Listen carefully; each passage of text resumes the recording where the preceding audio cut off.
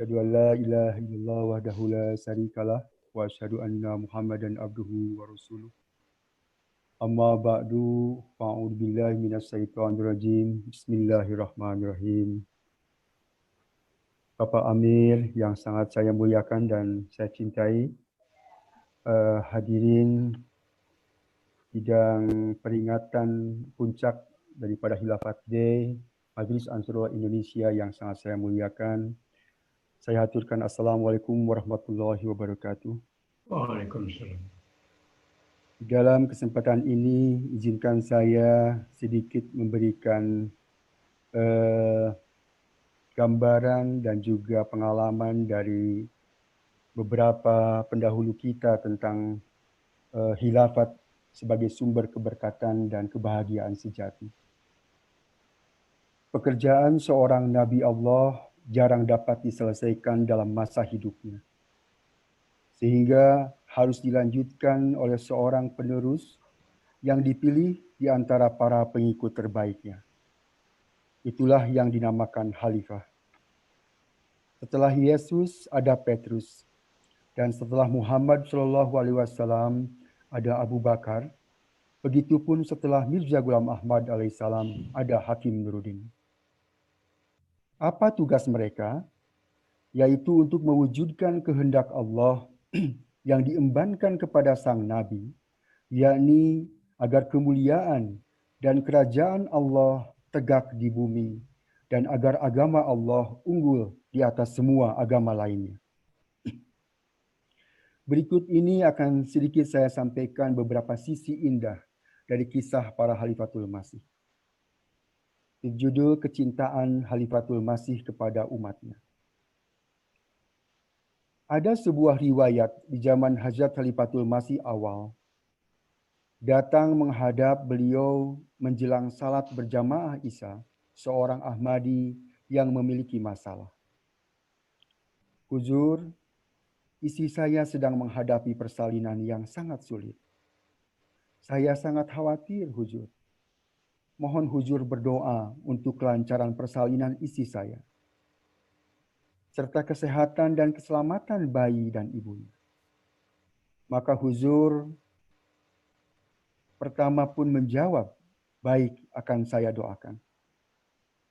Setelah berjamaah salat Isya selesai, si anggota yang bermohon tadi pun pulang ke rumahnya. Dan selang beberapa jam dari pertemuan tersebut, dengan izin Allah, berkat doa khalifah, si bayi lahir dengan sehat dan selamat. Begitu pula dengan ibunya. Karena kelelahan ditambah dengan perasaan senang, maka si suami tadi tidur dengan pulas. Tiba waktu subuh, dia pun pergi ke Masjid Mubarak untuk salat berjamaah, sekaligus ingin memberi kabar gembira kepada khalifah. Ketika dia sampaikan apa yang dia alami semalam, Huzur tersenyum dan berkata, "Kenapa Tuan baru menyampaikan kabar ini sekarang?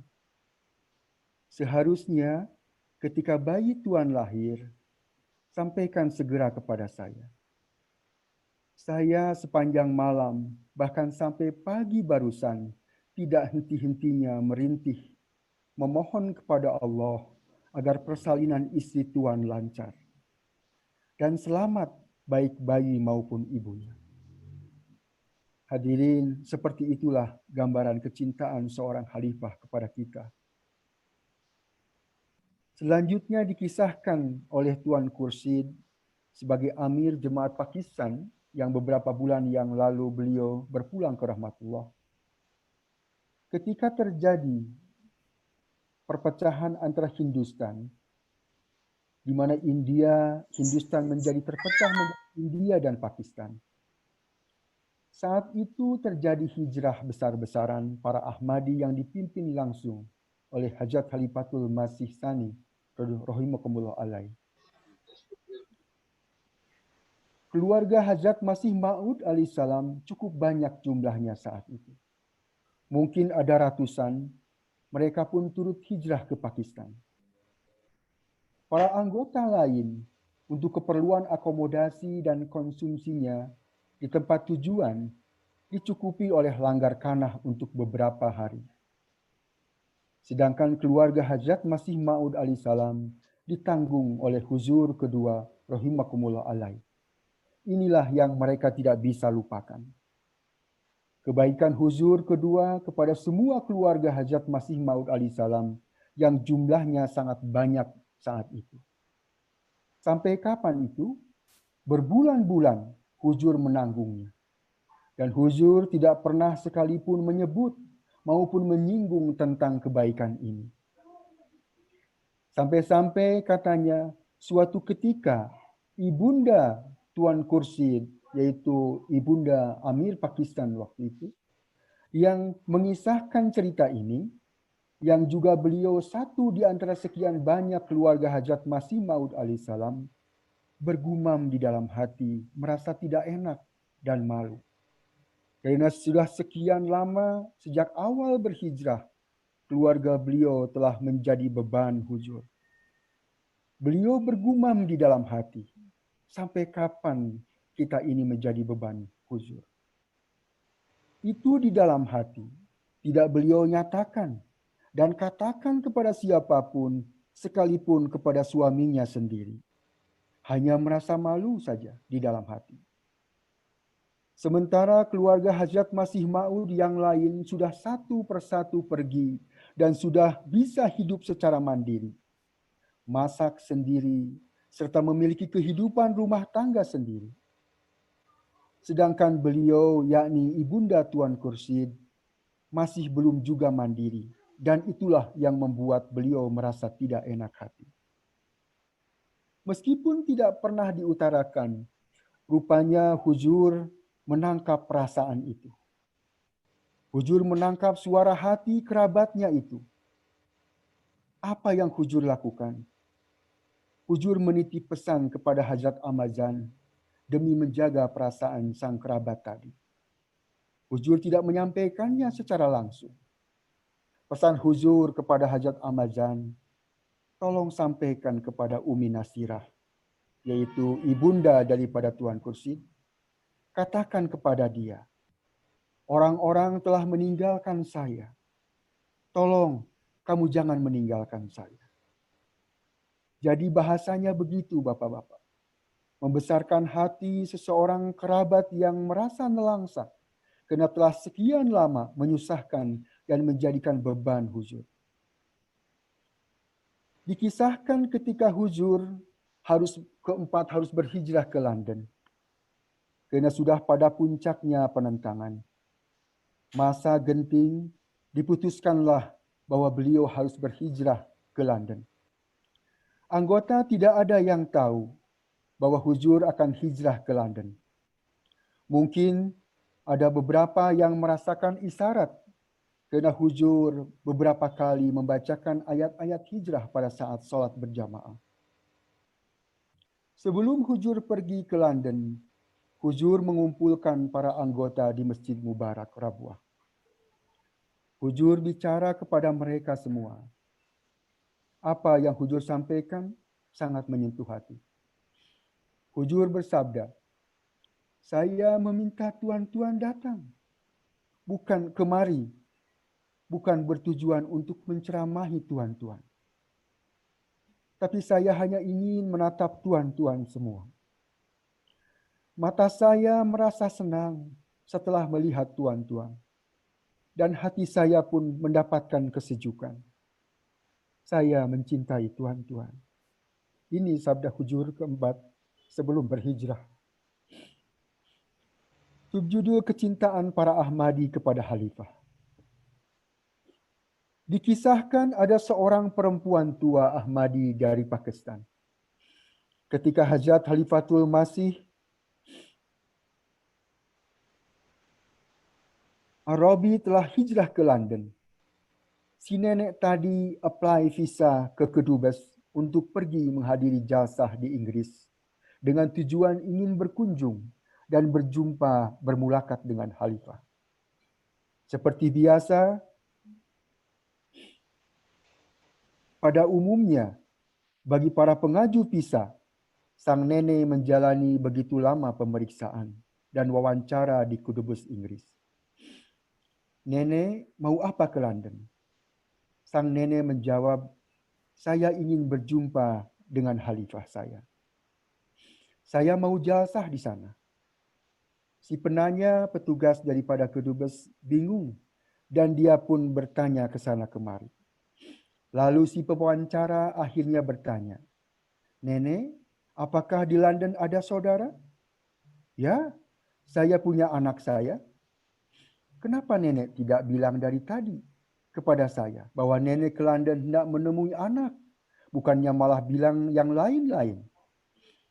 Dikatakan begitu, sang nenek marah. Anak saya sudah tinggal 10 tahun di London, kata si nenek.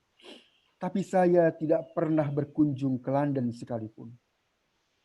Namun sekarang, khalifah saya hijrah dari Pakistan ke London. Dan saya ingin menjumpainya.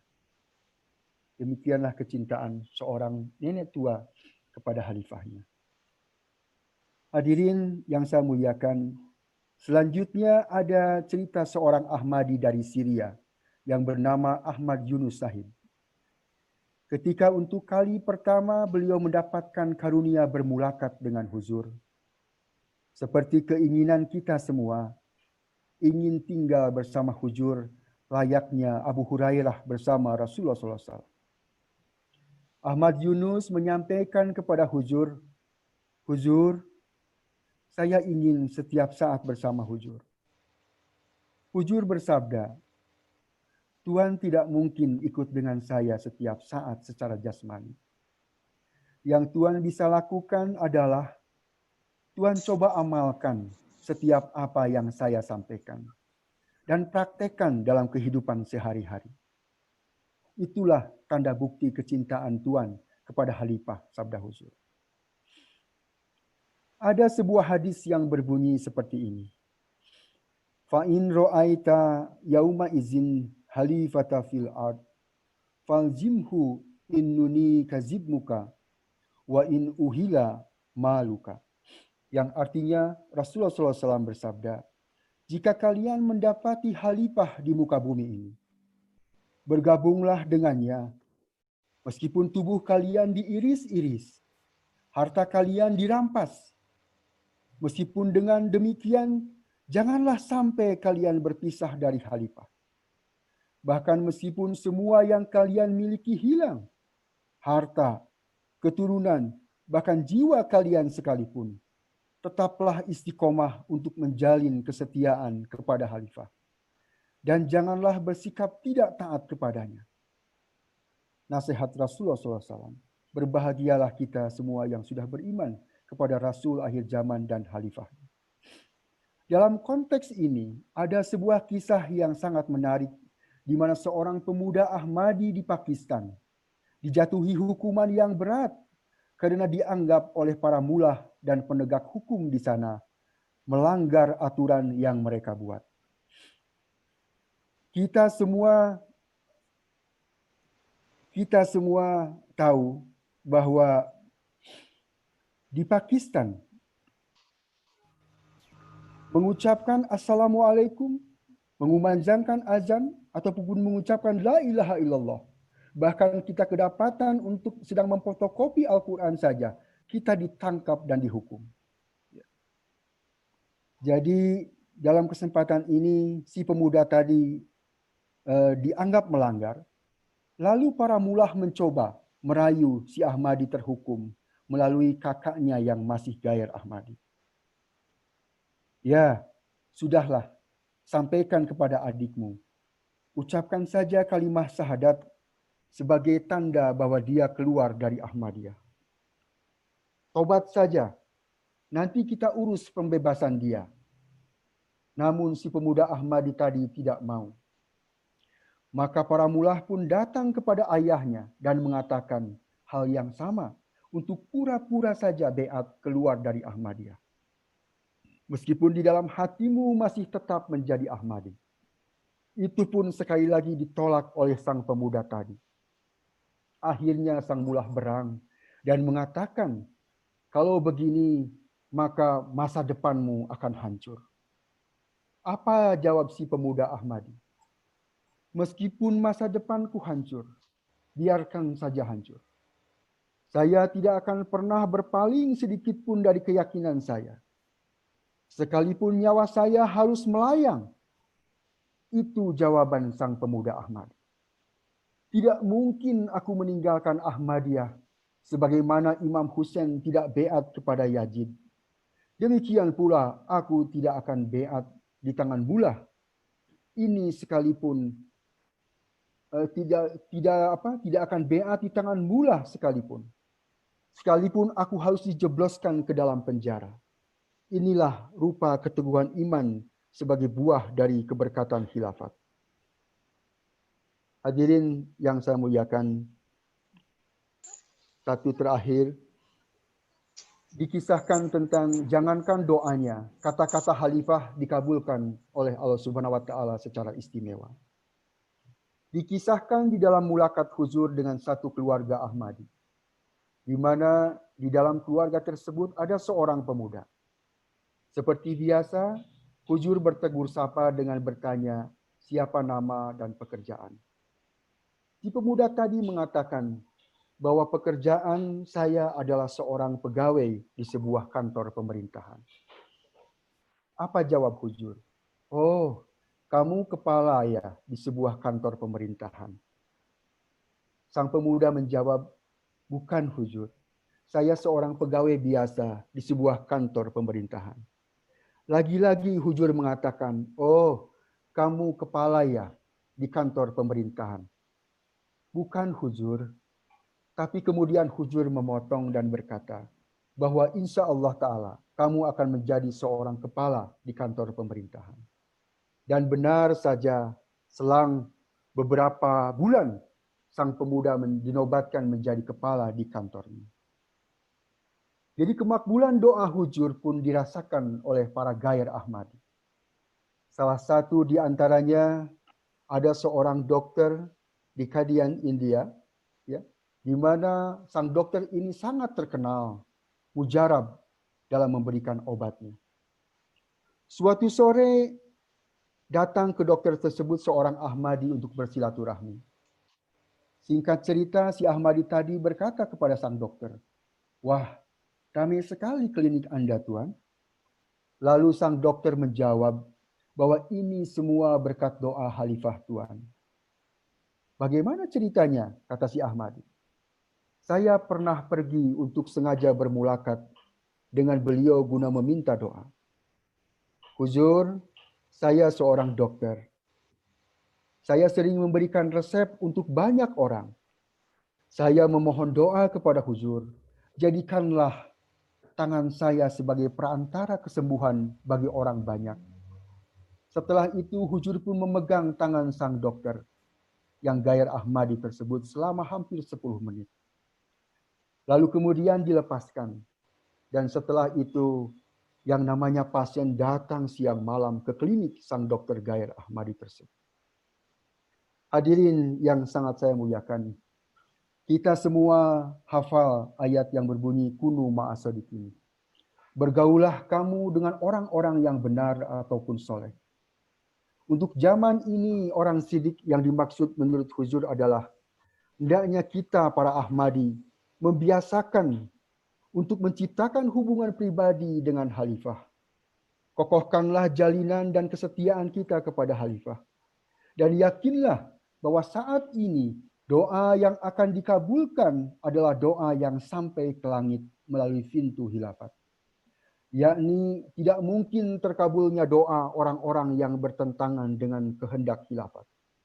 Tidak mungkin.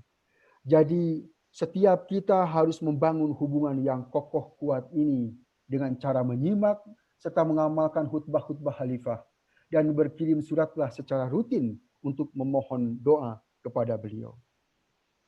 Beliau berikut adalah gairat dan kecintaan Huzur kepada para Ahmadi. Ya Tuhan, siapapun yang berkeinginan untuk berkirim surat kepadaku, namun karena disebabkan rasa malas, dia tidak dapat menulisnya. Ya Tuhan, kabulkanlah semua doa dan hajat orang Ahmadi seperti itu. Ya Tuhan, orang-orang yang tidak mengirimkan surat kepada saya dan tidak terpikir di dalam dirinya untuk mengirimkan permohonan doanya kepada saya. Jika orang itu mendapatkan kesulitan ataupun mendambakan sesuatu, maka jauhkanlah kesulitannya dan kabulkanlah segala doa-doanya. Orang yang berkirim surat kepada saya, apakah surat itu sampai ataupun tidak, maka saya akan berdoa untuk mereka semua. Semoga semua pengharapannya dikabulkan. Inilah Ruh Suci yang senantiasa meratap untuk kita dan tunduk di hadapan singgasana Ilahi untuk mendoakan kita semua. Inilah wujud yang senantiasa merintih untuk kita dan selalu merasakan kesedihan-kesedihan kita. Khilafat Ahmadiyah lah yang merupakan jiwa bagi setiap kita dalam meraih kebahagiaan maupun kesedihan-kesedihan kita di zaman ini. Inilah jalan untuk mendapatkan najat. Sekian, mudah-mudahan ada manfaatnya. Wabillahi taufiq wal hidayah. Wassalamualaikum warahmatullahi wabarakatuh.